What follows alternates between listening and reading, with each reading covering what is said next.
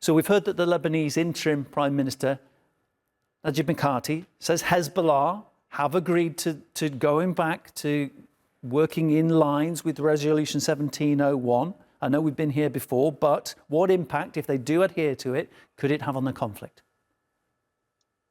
Well, let's keep in mind that Hezbollah controls something in the range of around 60 to 62 seats in the Lebanese parliament, which is almost half of the seats there, of the 128 seats that are there. Hezbollah has made these commitments before, yet Hezbollah, in fact, is probably more fully armed with missiles and with troops in southern Lebanon than ever before. I think what this really shows is the unworkability of 1701. 1701 was largely, I think, a dictate of the American government back in 2006 as a means of bringing to an end that particular war. It called for the full restoration of Lebanese sovereignty in the south to the Lebanese government. That has never happened and probably won't happen as long as Hezbollah stays as strong as it is within the government. But I think it shows a bigger problem. And the bigger problem is really no resolution to the issue of Hezbollah and Lebanon without a full, final, and just resolution of the question of Palestine. Those two questions were separated in Resolution 1701, and I think that's why it's unworkable.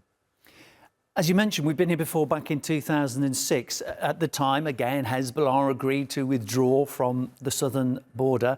But a subsequent UN report said that that just hadn't happened and they still had forces there, that they still had weapons there. So if you're Israel and you're looking at whether they want to get involved in this agreement, is there any reason to think Hezbollah will behave differently this time?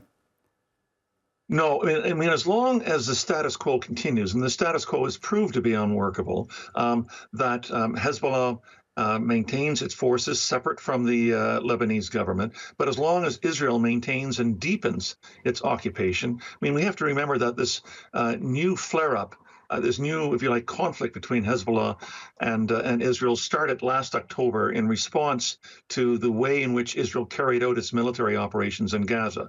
Hezbollah will always, I think, be linked politically to Hamas and to the idea of a final liberation of the Palestinians and the right of self-determination.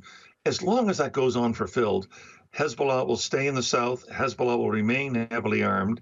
Hezbollah will retain its relationship with Iran. And if you like, the old patterns of war and conflict will continue unhindered. Michael, pleasure to speak to you. Thank you so much. Michael Lynk, former UN Special Rapporteur for Human Rights in the occupied Palestinian territory, my guest.